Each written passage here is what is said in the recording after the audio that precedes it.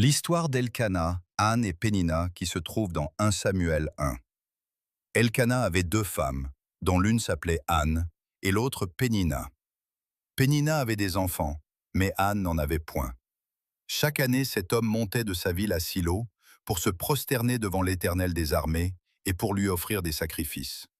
Là se trouvaient les 2 fils d'Élie, Ophni et Phiné, sacrificateurs de l'Éternel. Chaque fois qu'Anne montait à la maison de l'Éternel, Pénina la mortifiait.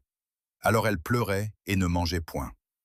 Anne se leva, après que l'on eut mangé et bu à Silo. Le sacrificateur Élie était assis sur un siège, près de l'un des poteaux du temple de l'Éternel.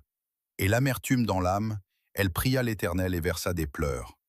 Elle fit un vœu en disant « Éternel des armées, si tu daignes regarder l'affliction de ta servante, si tu te souviens de moi et n'oublies point ta servante, et si tu donnes à ta servante un enfant mâle, je le consacrerai à l'Éternel pour tous les jours de sa vie, et le rasoir ne passera point sur sa tête. » Comme elle restait longtemps en prière devant l'Éternel, Élie observa sa bouche.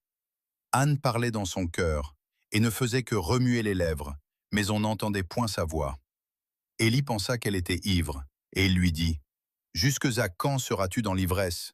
Fais passer ton vin. » Anne répondit et dit « Ne prends pas ta servante pour une femme pervertie, car c'est l'excès de ma douleur et de mon chagrin qui m'a fait parler jusqu'à présent. » Élie reprit la parole et dit « Va en paix, et que le Dieu d'Israël exauce la prière que tu lui as adressée.